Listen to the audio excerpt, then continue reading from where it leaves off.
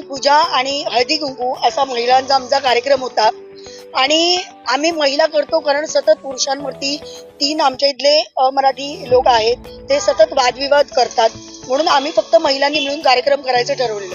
पण आज एका व्हॉट्सअप ग्रुपवरती त्यांनी सत्यनारायण पूजेच्या संदर्भामध्ये अभाष्य केलं आणि वरतून सर्व महिलांना बाहेर येऊन दम देऊन विचारलं की तुम्ही हे सगळं कोणाला विचारून केलं, तुम्ही आम्हाला विचारलं का, न विचारता कसं काय केलं. आणि याच्यावरनं ते वाढत गेलं. सगळ्या महिला एकत्र आल्या त्यावेळी त्यांनी मराठी भाषिकांना अतिशय अश्लील भाषेमध्ये शिवेगाळी केली. आम्ही आता पोलीस स्टेशनला सगळेजण आलेले आहेत, मानपाडा पोलीस स्टेशनला तक्रार देण्यासाठी की आम्हाला इथे न्याय मिळाला पाहिजे की आमचे सणवार आम्ही साजरे करायचे. म्हणजे दरवर्षी सत्यनारायणची पूजा हळदी कुंकू हे प्रोग्राम होत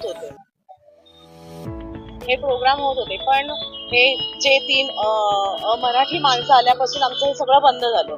त्यामुळे आम्ही सगळ्या महिलांनी सहभाग घेऊन गेल्या वर्षी सुद्धा हळदी कुंकूचा कार्यक्रम पार केला होता आणि यावेळी आम्ही हळदी कुंकू प्लस सत्यनारायण पूजा आयोजित केली होती. तर हा सतत माणूस आम्हाला येऊन सतत की हे तुम्ही आम्हाला विचारल्याशिवाय कसं केलं आणि हे आम्ही आमच्या स्वखर्चाने करणार होतो, सोसायटीकडे एकही पैसा न मागता करणार होतो. आणि त्याने आता म्हणजे मराठी माणसांना अशी शिवीगाळ करूनच आमचं त्याने हे काय डोंबिवलीमधील नांदुली भागात एक सोसायटी आहे.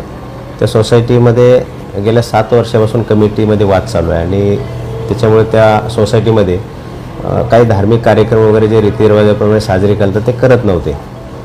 मग परंतु तेथील महिलांनी सोसायटीतील असं ठरवलं की 2 फेब्रुवारीला सत्यनारायणची पूजा आणि हळदी कुंकू कार्यक्रम करूया.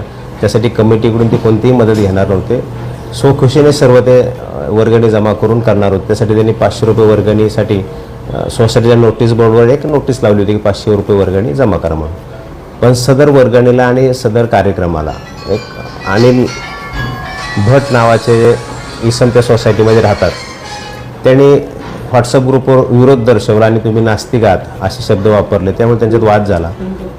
चिराग लालन हा पण इसम त्या सोसायटीमध्ये राहतो, तो पण तेथे आला आणि त्यांनी थोडे मराठी माणसाबद्दल अपशब्द वापरले असं महिलांची तक्रार आल्याने पोलिसांनी तत्काळ त्या ठिकाणी जाऊन शांतता राखण्याची सर्वांना समज दिली.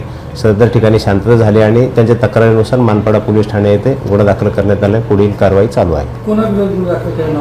अनिल भट आणि चिराग लालन या दोघांच्या विरुद्ध गुन्हा दाखल केलेला आहे आणि पोलिसांतर्फे सर्व नागरिकांना आवाहन करण्यात येते की कोणत्याही जाती धर्माविषयी प्रांताविषयी काही द्वेष निर्माण होईल असे वक्तव्य न करता शांतता राखण्याचे आवाहन आम्ही करीत आहोत.